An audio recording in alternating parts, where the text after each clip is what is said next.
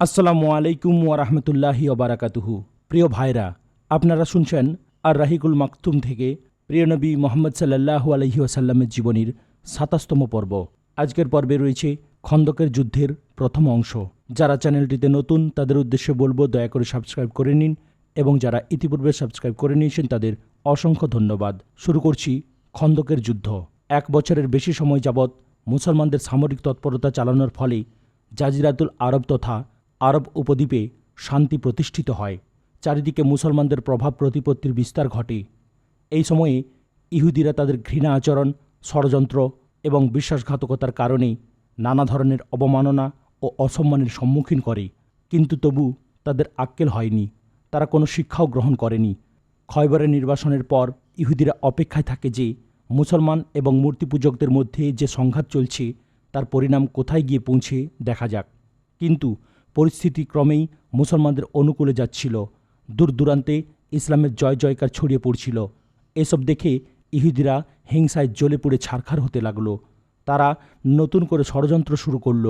মুসলমানদের উপর সর্বশেষ আঘাত হানার জন্যেই তারা প্রস্তুতি নিতে লাগলো। তারা মুসলমানদের চিরতরে নিশ্চিহ্ন করে দিতে চাচ্ছিল, কিন্তু সরাসরি সংঘর্ষের সাহস তাদের ছিল না। এ কারণে উদ্দেশ্য সিদ্ধির জন্যে তারা এক ভয়ানক পরিকল্পনা গ্রহণ করল। ঘটনার বিবরণ এই: বনু নাজির গোত্রের ২০ জন সর্দার ও নেতা মক্কায় কোরাইশদের কাছে হাজির হল। তারা রাসূল সাল্লাল্লাহু আলাইহি ওয়াসাল্লামের বিরুদ্ধে যুদ্ধ করতে কোরাইশদের উদ্বুদ্ধ করে বলল যে তারাও সর্বাত্মক সাহায্য করবে। কোরাইশরা রাজি হয়ে গেল। উহুদের যুদ্ধের সময় কোরাইশরা পরের বছর বদরের প্রান্তরে যুদ্ধ করবে বলেও করতে পারেনি। এ কারণে তারা ভাবল যে নতুন করে সামরিক পদক্ষেপ গ্রহণ করার মাধ্যমে কোরাইশদের সুনাম সুখ্যাতিও বহাল রাখা যাবে, আর ইতিপূর্বে কৃত অঙ্গীকারও পূরণ করা যাবে। ইহুদি প্রতিনিধি দল এরপর বনু গাতফানের কাছে গিয়ে তাদেরকেও কোরাইশদের মতোই যুদ্ধে অনুপ্রাণিত করল। তারাও প্রস্তুত হয়ে গেল। এরপর ইহুদিদের এই প্রতিনিধিরা আরবের বিভিন্ন গোত্রের কাছে ঘুরে ঘুরে তাদেরকে মুসলমানদের বিরুদ্ধে খেপাতে লাগলো এবং একটি যুদ্ধের জন্যে আহ্বান জানালো। এতে বহু লোক যুদ্ধ করতে প্রস্তুত হলো। মোট কথা, ইহুদি রাজনীতিকরা সফলতার সাথে কাফেরদের সাথে গাঁটছড়া বাঁধল এবং বহু লোককে রাসূল সাল্লাল্লাহু আলাইহি ওয়াসাল্লাম তাঁর দাওয়াত এবং মুসলমানদের বিরুদ্ধে যুদ্ধের জন্য প্রস্তুত করল। এরপর পরিকল্পিত কর্মসূচি অনুযায়ী দক্ষিণ দিক থেকে কোরাইশ, কেনানা এবং তোহামায় বসবাসকারী অন্যান্য মিত্রগোত্র মদিনা অভিমুখে রওনা হল। এদের অধিনায়ক ছিল কাফের নেতা আবু সুফিয়ান। সম্মিলিত সৈন্যসংখ্যা ছিল ৪,০০০। এরা মাররাজ জাহরান পৌঁছালে বনু সালিম গোত্রের লোকেরাও তাদের সাথে সামিল হল। এদিকে এই সময়ে পূর্ব দিক থেকে সাতফান গোত্র, ফাজরাহ, মাররা এবং আশজা রওয়ানা হল। ফাজরাহ গোত্রের সেনানায়ক ছিল ওয়াইনা ইবনে হাসান। বনু মাররা গোত্রের সেনাপতি ছিল হারিস ইবনে আউফ এবং বনু আশজায়ের সেনাপতি ছিল মাসারাহ ইবনে রাখিল। এদের সাথে বনু আসাদ এবং অন্যান্য গোত্রের বহু লোকও জোটবদ্ধ হল। নির্দিষ্ট দিনে পূর্বঘোষিত কর্মসূচি মোতাবেক এ সকল লোক মদিনা অভিমুখে রওয়ানা হল। অল্প দিনের মধ্যেই মদিনার পাশে ১০,০০০ সৈন্যের এক বিরাট বাহিনী সমবেত হল। এর সৈন্য সংখ্যায় হিসাব করলে এত বড় ছিল যে মদিনার নারী শিশুসহ মোট জনসংখ্যাও তাদের সমান ছিল না। এ বিরাট সৈন্যদল যদি হঠাৎ করে মদিনায় গিয়ে চড়াও হতো তবে মুসলমানদের জন্য বিপজ্জনক পরিস্থিতির সৃষ্টি হতো।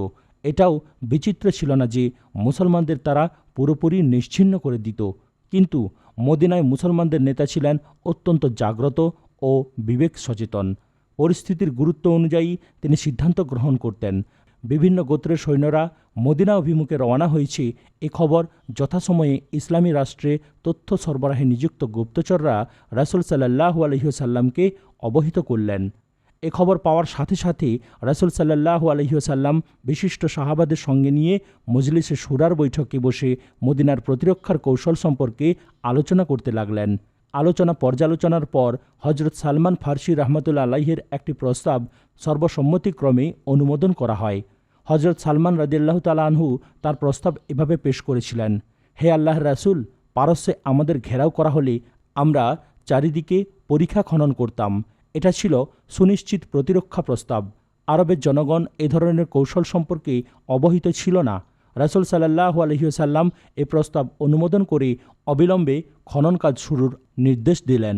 সাহাবাদের 10 জনের গ্রুপে গ্রুপে বিভক্ত করা হয়। প্রতি গ্রুপের 40 হাত করে দীর্ঘ পরীক্ষা খননের দায়িত্ব ন্যস্ত ছিল। মুসলমানরা অত্যন্ত মনোযোগের সাথে পরীক্ষা খনন শুরু করলেন। রাসূল সাল্লাল্লাহু আলাইহি ওয়াসাল্লাম নিজেই এ কাজ দেখাশোনা করতেন।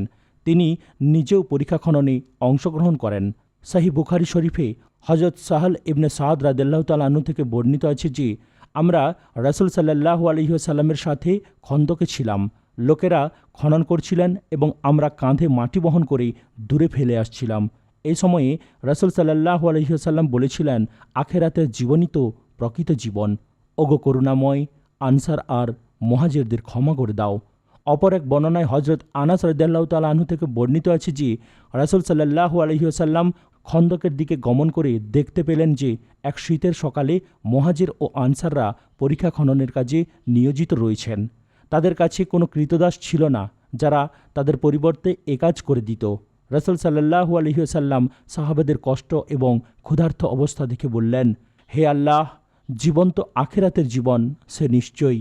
মুহাজির ও আনসারদের করো ক্ষমা, ওগো দয়াময়। আনসার এবং মুহাজিররা এর জবাবে বলেন, যতদিন আমাদের থাকবে হায়াত, মুহাম্মাদের হাতে জেহাদের জন্যে করলাম বায়াত।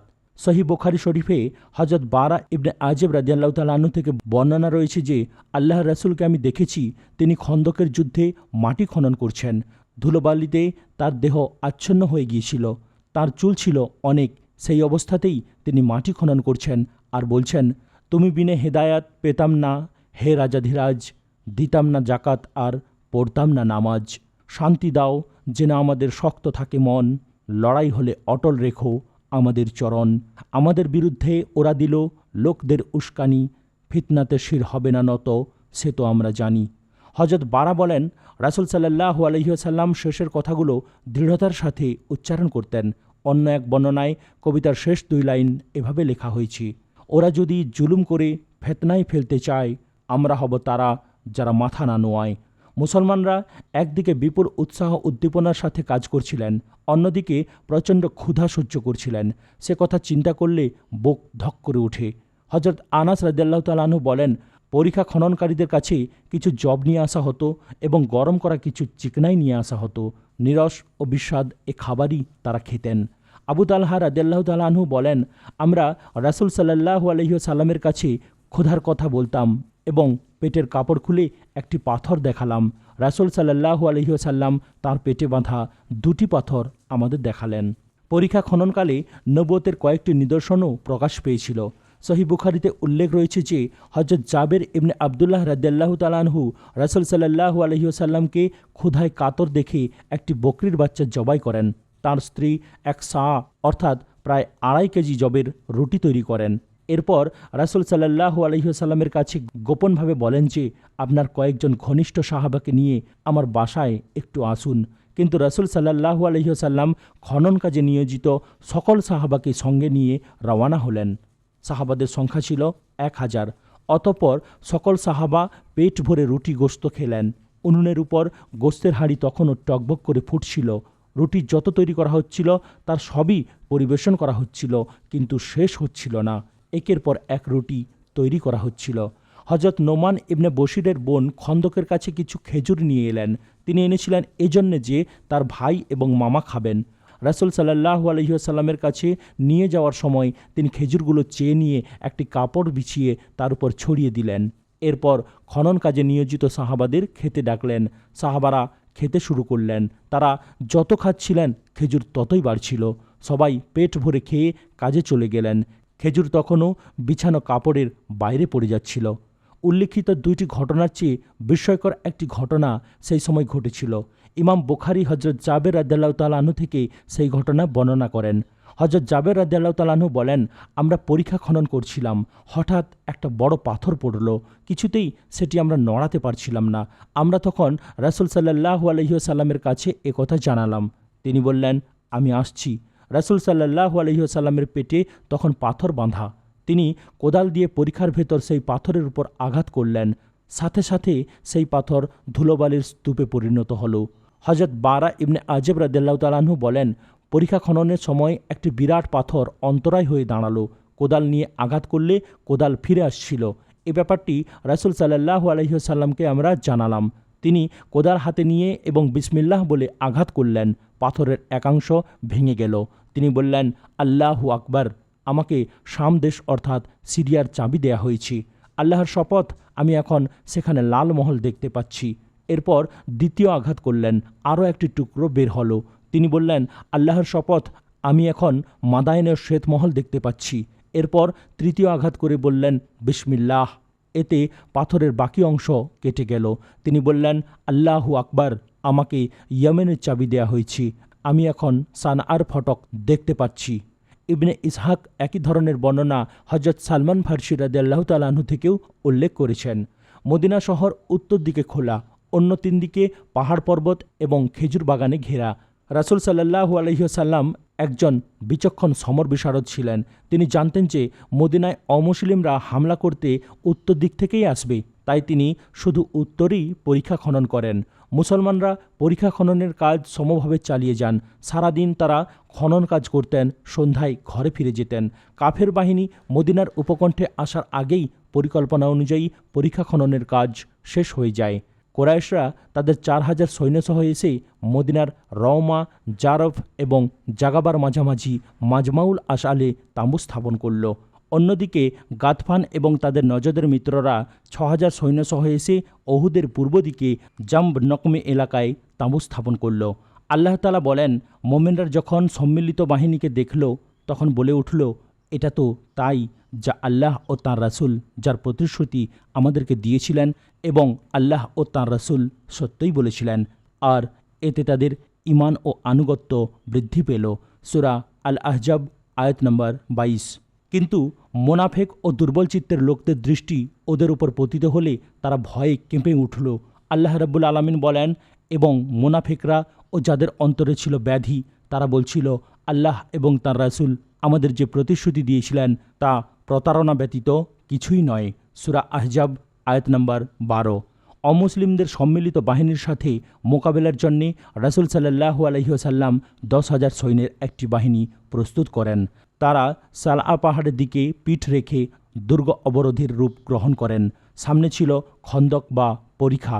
মুসলমানদের সাংকেতিক ভাষা ছিল হা মিম লা ইউনসারুন, অর্থাৎ ওদের সাহায্য যেন না করা হয়। মদিনার দায়িত্ব আবদুল্লাহ ইবনে মাকতুমের উপর ন্যস্ত করা হয়। নারী ও শিশুদের মদিনার বিভিন্ন দুর্গ এবং সংরক্ষিত বাড়িতে রাখা হয়। বিধর্মীরা মদিনার হামলা করে এসে দেখতে পেল যে এক সুগভীর প্রশস্ত পরিখা তাদের এবং মদিনার মধ্যে অন্তরায় হয়ে রয়েছে। ফলে তারা অবরোধ করে পড়ে থাকল। তারা মদিনা অভিমুখে রওনা হওয়ার সময়ে এ ধরনের বাধার সম্মুখীন হওয়ার কথা ভাবেনি। এরূপ কোনো মানসিক প্রস্তুতিও ছিল না। তারা বলাবলি করছিল যে এ ধরনের প্রতিরক্ষা কৌশল তো আরবদের জন্য সম্পূর্ণ নতুন। অভিনব এ প্রতিরক্ষা কৌশলের কথা যেহেতু চিন্তা করেনি, এ কারণে কাফেররা হতবুদ্ধি হয়ে পড়ল। পরিখার কাছে পৌঁছে বিধর্মীরা ক্রোধে দিশাহারা হয়ে পড়ল। তারা ভেবেছিল যে মুসলমানদের সহজেই কুপকাত করে ফেলবে। এদিকে মুসলমানরা কাফেরদের গতিবিধির উপর নজর রাখে এবং তাদেরকে পরিখার ধারে কাছে আসতে দিচ্ছিল না। কাছে এলে তীর নিক্ষেপ করছিল। ফলে বিধর্মীরা দারুণ বেকায়দায় পড়ল। তারা পরিখার কাছে আসার সাহস পাচ্ছিল না। মাটি ফেলে পরিখা ভরাট করাও ছিল অচিন্তনীয়। কুরাইশ সৈন্যরা খন্দকের কাছে অবরোধ আরোপ করে বিনা লাভে অনির্দিষ্টকাল অপেক্ষা করবে, তা কী করে হয়? এটা তাদের অভ্যাস ও মর্যাদার পরিপন্থী। তাদের মধ্যে কয়েকজনের একটি গ্রুপ একটি সংকীর্ণ জায়গা দিয়ে খন্দক বা পরিখা অতিক্রম করে। এরপর তাদের মধ্যে কেউ কেউ ঘোড়ায় চড়ে পরিখা ও সালায়ের মধ্যে ঘুরপাক খেতে থাকে। এরা হচ্ছে আমর ইবনে আবদে ইকরামা ইবনে আবু জেহেল, জাররার ইবনে খাত্তাব প্রমুখ। হযরত আলী রাদিয়াল্লাহু তাআলা আনহু কয়েকজন মুসলমান সঙ্গে নিয়ে বেরোলেন। যে জায়গা দিয়ে তারা প্রবেশ করেছিল সেই জায়গা নিয়ন্ত্রণে এনে তাদের প্রত্যাবর্তনের পথ বন্ধ করে দিলেন। এর ফলে আমর ইবনে আবদেউদ মুখোমুখি তর্কযুদ্ধের জন্যে হযরত আলী রাদিয়াল্লাহু তাআলা আনহুকে হুঙ্কার দিয়ে আহ্বান জানালো। শেরে খোদা হযরত আলী রাদিয়াল্লাহু তাআলা আনহু এমন এক কথা বললেন যে আমর ক্রোধান্ধ হয়ে ঘোড়া থেকে লাফিয়ে নামল। পরে ঘোড়াকে হত্যা করে হযরত আলী রাদিয়াল্লাহু তাআলা আনহুর মুখোমুখি হাজির হলো। সে ছিল বড় বীর। উভয়ের মধ্যে প্রচণ্ড সংঘর্ষ বেঁধে গেল। একজন অন্যজনকে কাবু করতে হামলা চালাচ্ছিল। পরিশেষে হযরত আলী রাদিয়াল্লাহু তাআলা আনহু তাকে শেষ করে দিলেন। অন্য মুশরিকরা পরিখার অপর প্রান্তে ছুটে পালালো। তারা ভীষণ ভয় পেয়েছিল। আবু জেহলের পুত্র ইকরামা নিজের বর্শা ফেলে রেখেই পালালো।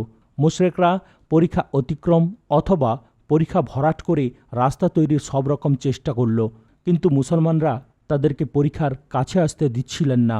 তাদের প্রতি তীর নিক্ষেপ অথবা বর্ষা তাক করে এমনভাবে প্রতিহত করলেন যে তাদের সব চেষ্টাই ব্যর্থ হলো।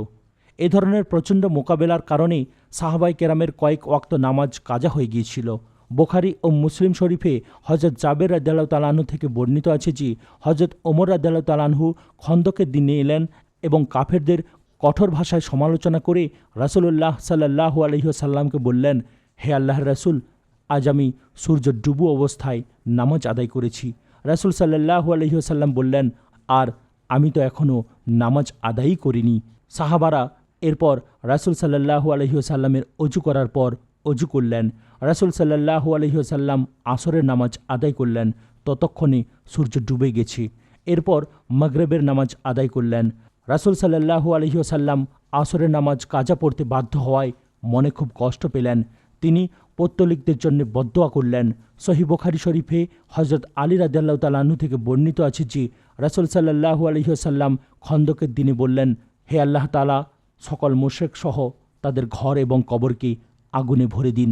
ওদের কারণে আমাদের আসরের নামাজ কাজা করতে হয়েছে। ইতিমধ্যে সূর্য ডুবে গেছে।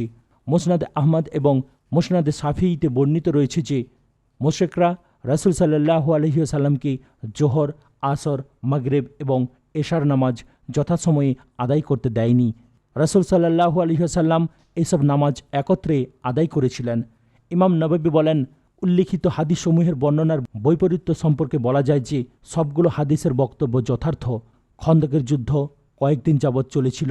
একদিন হয়েছে এক অবস্থা তো অন্য দিন হয়েছে অন্য অবস্থা। এসব হাদিস থেকেই বোঝা যায় যে মুশরিকরা পরিখা অতিক্রম করে মদিনায় হামলা করতে কয়েকদিন যাবৎ প্রাণপণ চেষ্টা করেছিল এবং মুসলমানরা সে চেষ্টা প্রতিহত করেছিলেন। উভয় দলের মাঝখানে পরিখা অন্তরায় হয়ে দাঁড়িয়েছিল। এ কারণে মুখোমুখি রক্তাক্ত সংঘর্ষের সুযোগ হয়নি, বরং পরস্পরের প্রতি তীর নিক্ষিপ্ত হয়েছে। তীর নিক্ষেপে উভয় পক্ষে কয়েকজন নিহত হয়েছে, তবে তাদের সংখ্যা হাতে গোনা। শাহাদাতপ্রাপ্ত মুসলমানদের সংখ্যা ছিল 6 আর নিহত পৌত্তলিকদের সংখ্যা ছিল 10। নিহত পৌত্তলিকদের মধ্যে 2 জন কি 1 জন তলোয়ারের আঘাতে প্রাণ হারিয়েছে। হযরত সাদ ইবনে মাজ রাদিয়াল্লাহু তাআলা আনহুর গায়ে একটি তীর বিদ্ধ হয়েছিল। এতে তিনি মারাত্মকভাবে আহত হন। তাকে হাব্বান ইবনে আরকা নামে একজন পৌত্তলিক তীর নিক্ষেপ করেছিল। এই লোকটি ছিল কুরাইশ বংশোদ্ভূত। আহত হওয়ার পর হযরত সাদ রাদিয়াল্লাহু তাআলা আনহু দোয়া করলেন, হে আল্লাহ তাআলা, তুমি তো জানো যে কওমের লোকেরা তোমার রাসূল সাল্লাল্লাহু আলাইহি ওয়াসাল্লামকে অবিশ্বাস করেছে, তাদের বাড়িঘর থেকে বের করে দিয়েছে। তাদের সাথে তোমার রাস্তায় জিহাদ করা আমার এত প্রিয় যে অন্য কোনো কওমের সাথে জিহাদ করা এত প্রিয় নয়। হে আল্লাহ তাআলা, আমি মনে করি যে তুমি আমাদের ও ওদের মধ্যেকার যুদ্ধকে শেষ পর্যায়ে পৌঁছে দিয়েছ। হে আল্লাহ তাআলা, কুরাইশদের সাথে যুদ্ধ যদি বাকি থাকে তবে সেই যুদ্ধের জন্য আমাকে বাকি রেখো, যেন আমি তাদের সাথে জিহাদ করতে পারি। যদি তুমি কাফেরদের সাথে আমাদের যুদ্ধ শেষ করে দিয়ে থাকো তবে আমার এই আহত হওয়ার আঘাতের ঘা যেন না শুকায় এবং এই আঘাতকেই আমার মৃত্যুর কারণ করো।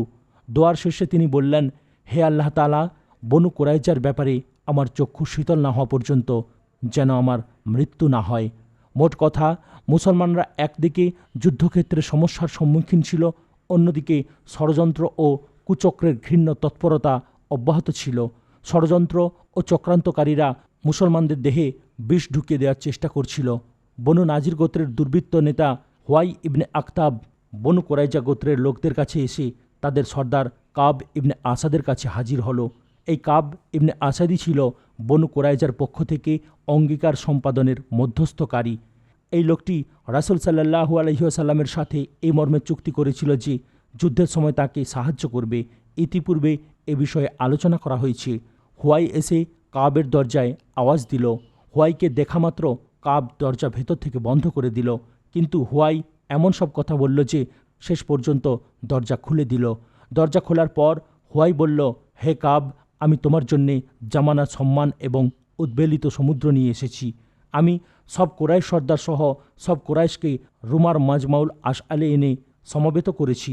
বনু গাতফান গোত্রের লোকদেরকে তাদের সব সর্দার সহ অহুদের নিকটবর্তী জামবে নকমিতে একত্রিত করেছি। তারা আমার কাছে প্রতিজ্ঞা করেছে যে মোহাম্মদ এবং তার সঙ্গীদের পুরোপুরি নির্মূল না করে তারা সেই স্থান ত্যাগ করবে না। কাব বলল, খোদার কসম, তুমি আমার যুগের অপমান এবং বৃষ্টি বর্ষণকারী মেঘ নিয়ে হাজির হয়েছ। সেই মেঘ থেকে শুধু বিদ্যুৎ চমকাচ্ছে, গর্জন বেরোচ্ছে, কিন্তু ওতে ভালো কিছু অবশিষ্ট নেই। হুয়াই, তোমার জন্য আফসোস, আমাকে আমার অবস্থার উপর ছেড়ে দাও। আমি মোহাম্মদের মধ্যে সত্য এবং আনুগত্য ব্যতীত অন্য কিছু দেখিনি। কিন্তু হুয়াই কাবের গায়ে মাথায় হাত বোলাতে লাগল। ছদ্ম আবেগে বুকে জড়িয়ে ধরে তার প্রতি অকৃত্রিম ভালোবাসা প্রকাশ করতে লাগল। এমনি করে একসময় সে কাবকে রাজি করিয়েই ফেলল। তবে তাকে এ অঙ্গীকার করতে হলো যে কোরাইশ যদি মুহাম্মদকে খতম না করেই ফিরে আসতে বাধ্য হয়, তবে আমিও তোমার সাথে তোমার দুর্গে প্রবেশ করব। এরপর তোমার যে পরিণাম হবে আমি সেই পরিণাম মেনে নেব। হুয়াইয়ের এ প্রতিশ্রুতির পর কাব ইবনে আসাদ রাসূলুল্লাহ সাল্লাল্লাহু আলাইহি ওয়াসাল্লামের সাথে কৃত অঙ্গীকার ভঙ্গ এবং মুসলমানদের সাথে সম্পাদিত চুক্তি লঙ্ঘন করে তাদের বিরুদ্ধে পৌত্তলিকদের পক্ষ থেকে যুদ্ধে অংশগ্রহণ করল। এরপর বনু কুরাইজার ইহুদিরা মুসলমানদের বিরুদ্ধে যুদ্ধের জন্যে প্রস্তুতি নিতে লাগল। ইবনে ইসহাক বলেছেন, হজরত সাফিয়া বিনতে আব্দুল মুত্তালিব, হজরত হাসান ইবনে সাবেত ফারে নামক দুর্গের ভিতর ছিলেন। হজরত হাসান মহিলা ও শিশুদের সঙ্গে সেখানেই ছিলেন। হজরত সাফিয়া রাদিয়াল্লাহু তাআলা আনহা বলেন, আমাদের কাছে দিয়ে একজন ইহুদি গেল এবং দুর্গের চারিদিক ঘুরতে লাগলো। এটা সেই সময়ের কথা যখন বনু কুরাইজা রাসূল সাল্লাল্লাহু আলাইহি ওয়াসাল্লামের সাথে সম্পাদিত চুক্তি লঙ্ঘন করে তার সাথে যুদ্ধে লিপ্ত হয়েছিল। সেই সময় আমাদের এবং চুক্তি ভঙ্গকারী ইহুদিদের মধ্যে এমন কেউ ছিল না যারা আমাদের নিরাপত্তা নিশ্চিত করবে। রাসূল সাল্লাল্লাহু আলাইহি ওয়াসাল্লাম সাহাবাদের সঙ্গে নিয়ে সম্মিলিত শত্রু বাহিনীর মোকাবেলায় ব্যস্ত রয়েছেন। আমাদের উপর কেউ হামলা করলে রাসূল সাল্লাল্লাহু আলাইহি ওয়াসাল্লাম আমাদের কাছে আসতে পারতেন না। এমন সময় আমি হাসানের দৃষ্টি আকর্ষণ করে বললাম, হে হাসান, একজন ইহুদি দুর্গের চারিদিকে ঘুরঘুর করছে। আমার সন্দেহ হচ্ছে যে সে অন্য ইহুদিদের আমাদের বিরুদ্ধে খেপাবে। রাসূল সাল্লাল্লাহু আলাইহি ওয়াসাল্লাম ও সাহাবারা অন্য কাজে এত ব্যস্ত যে এখানে তো আমাদের কাছে আসতে পারবেন না। কাজেই আপনি যান এবং তাকে হত্যা করুন। হযরত হাসান রাদিয়াল্লাহু তাআলা আনহু বললেন, আপনি তো জানেন যে আমি ওরকম কাজের মানুষ নই। হযরত সাফিয়া রাদিয়াল্লাহু তাআলা আনহা এরপর ঘটনার বর্ণনা দিয়ে বললেন, আমি কোমরে কাপড় বাঁধলাম, একটা কাঠ নিয়ে দুর্গের বাইরে ইহুদির কাছে গিয়ে নির্মমভাবে প্রহার করে তাকে মেরে ফেললাম। এরপর দুর্গে ফিরে এসে হাসানকে বললাম, যান, সে লোকটির অস্ত্রশস্ত্র এবং অন্যান্য জিনিস খুলে নিন। লোকটি পুরুষ, এ কারণে আমি তার অস্ত্র খুলে নিইনি।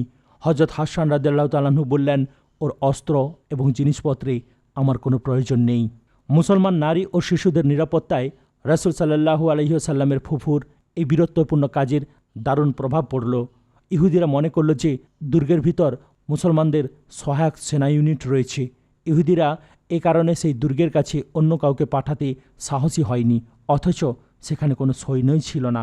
তবে মূর্তিপূজক কোরাইশ সৈন্যদের সাথে নিজেদের একাত্মতা প্রকাশের প্রমাণ দেওয়ার জন্যে তারা তাদেরকে নিয়মিতভাবে খাদ্য সামগ্রী সরবরাহ করেছিল। এক পর্যায়ে মুসলমানরা সেই রসদের মধ্য থেকে 20টি উট কেড়ে নেয়।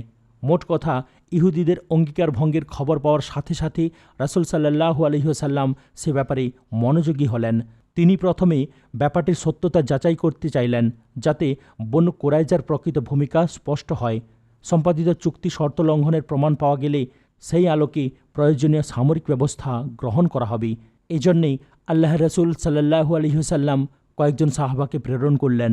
তারা হচ্ছেন হযরত সাদ ইবনে মুআজ রাদিয়াল্লাহু তাআলা আনহু, হযরত সাদ ইবনে উবাদা রাদিয়াল্লাহু তাআলা আনহু, হযরত আব্দুল্লাহ ইবনে রাওয়াহা রাদিয়াল্লাহু তাআলা আনহু এবং হযরত খাওয়াত ইবনে জুবাইর রাদিয়াল্লাহু তাআলা আনহু। রাসূল সাল্লাল্লাহু আলাইহি ওয়াসাল্লাম বললেন, তোমরা যাও, বনু কুরাইজা সম্পর্কে যেসব কথা শোনা যাচ্ছে দেখে এসো সেসব সত্য কিনা। যদি সত্য হয় তবে ফিরে এসে আমাকে সেসব কথা ইশারায় জানাবে, আর যদি গুজব হয়ে থাকে তবে ওদের সাথে সম্পাদিত চুক্তির উপর ওদের অবিচল থাকার কথা প্রকাশ্যে সবাইকে জানিয়ে দেবে। সাহাবারা বনু কোরাইজা গোত্রের লোকদের কাছে গিয়ে লক্ষ্য করলেন যে তারা আল্লাহর রাসূল এবং মুসলমানদের সম্পর্কে অসম্মানজনক উক্তি করছে। তারা বলছে, আল্লাহর রাসূল আবার কে? আমাদের এবং মুহাম্মাদের মধ্যে কোনো চুক্তি নেই। একথা শুনে সাহাবারা ফিরে এলেন।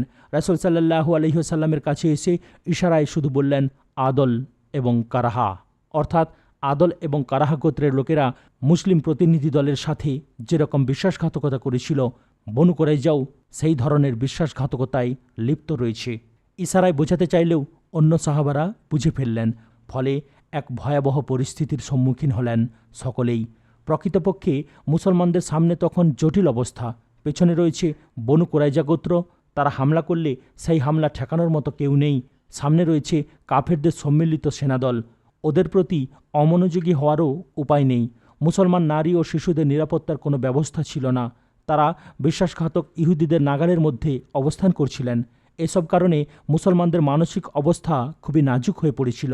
সে অবস্থার কথাই আল্লাহ তাআলা এভাবে ব্যক্ত করেছেন, যখন তোমাদের বিরুদ্ধে সমাগত হয়েছিল উচ্চ অঞ্চল ও নিম্ন অঞ্চল থেকে, তোমাদের চক্ষু বিকশিত হয়েছিল, তোমাদের প্রাণ হয়েছিল কণ্ঠগত, এবং তোমরা আল্লাহ তাআলা সম্বন্ধে নানাবিধ ধারণা পোষণ করছিলে। তখন মোমেনরা পরীক্ষিত এবং তারা ভীষণভাবে প্রকম্পিত হয়েছিল। সূরা আহজাব আয়াত নম্বর 10 এবং 11। সেই সময় কিছু সংখ্যক মুনাফিকও সক্রিয় হয়ে উঠেছিল। তারা বলাবলি করছিল যে মুহাম্মদ আমাদের সাথে ওয়াদা করেছিলেন, আমরা কায়সার কিসরার ধনভাণ্ডার ভোগ করব, অথচ এখানে এমন অবস্থা হয়েছে যে পেশাব পায়খানার জন্য বেরোলেও জীবনের ঝুঁকি নিয়ে বেরোতে হয়। কোনো কোনো মুনাফিক তাদের দলের নেতাদের কাছে গিয়ে বলেছিল যে আমাদের ঘর শত্রুদের সামনে খোলা পড়ে আছে, নিজের ঘরে ফিরে যাওয়ার জন্যে আমাদের অনুমতি প্রদান করুন, আমাদের ঘর তো শহরের বাইরে। পরিস্থিতি এমন হয়েছিল যে বনু সালমা গোত্রের লোকদের মন টলটলায়মান হয়ে উঠল। তারা পশ্চাৎপসারণের কথা ভাবছিল। এদের সম্পর্কে আল্লাহ তাআলা বলেন, এবং মোনাফেকরা যাদের অন্তরে ছিল ব্যাধি, তারা বলছিল, আল্লাহ তাআলা ও তাঁর রাসূল আমাদের যে প্রতিশ্রুতি দিয়েছিলেন তা প্রতারণা ব্যতীত কিছুই নয়। এবং ওদের একদল বলেছিল, হে ইয়াসরেববাসী, এখানে তোমাদের কোনো স্থান নেই, তোমরা ফিরে চলো। এবং ওদের মধ্যে একদল নবীর কাছে অব্যাহতি প্রার্থনা করে বলেছিল, আমাদের বাড়িঘর অরক্ষিত। আসলে ওগুলো অরক্ষিত ছিল না, প্রকৃতপক্ষে পলায়ন করাই ছিল তাদের উদ্দেশ্য। সূরা আল আহজাব। একদিকে এমনি অবস্থা, অন্যদিকে রাসূল সাল্লাল্লাহু আলাইহি ওয়াসাল্লাম চাদর মুড়ি দিয়ে শুয়ে রইলেন। তাকে এভাবে দীর্ঘক্ষণ শুয়ে থাকতে দেখে সাহাবাদের মানসিক অস্থিরতা আরও বেড়ে গেল। কিছুক্ষণ পর রাসূল সাল্লাল্লাহু আলাইহি ওয়াসাল্লামের অন্তরে নতুন চেতনা সঞ্চারিত হল। তিনি আল্লাহু আকবার বলে উঠে দাঁড়িয়ে বললেন, হে মুসলমানরা, তোমরা আল্লাহর সাহায্য এবং বিজয়ের সুখবর শুনে নাও। রাসূল সাল্লাল্লাহু আলাইহি ওয়াসাল্লাম এরপর বিদ্যমান পরিস্থিতি মোকাবেলার কর্মসূচি গ্রহণ করলেন। নিরাপত্তা নিশ্চিত করতে একদল মুসলমানকে প্রেরণ করলেন। তিনি আশঙ্কা করছিলেন যে মুসলমানদের অমনোযোগী দেখে ইহুদিরা মুসলিম নারী শিশুদের উপর হঠাৎ করে হামলা না করে বসে। কিন্তু এক্ষেত্রে একটি সিদ্ধান্তমূলক পদক্ষেপ গ্রহণ করা জরুরি ছিল, যার মাধ্যমে শত্রুদের বিভিন্ন গ্রুপকে পরস্পর থেকে বিচ্ছিন্ন করে দেয়া যায়। এই উদ্দেশ্য বাস্তবায়নে রাসূল সাল্লাল্লাহু আলাইহি ওয়াসাল্লাম চিন্তা করলেন যে বনু গাতফানের উভয় সর্দার উমাইয়া ইবনে হাচন ও হারেস ইবনে আউফের সাথে একটি মীমাংসা করবেন। আজ এখানেই সমাপ্ত করলাম। ভিডিওর পরবর্তী অংশ শোনার জন্য চ্যানেলটিকে সাবস্ক্রাইব করুন, লাইক, কমেন্ট এবং শেয়ার করতেও ভুলবেন না। আসসালামু আলাইকুম ওয়া রাহমাতুল্লাহি ওয়া বারাকাতুহু।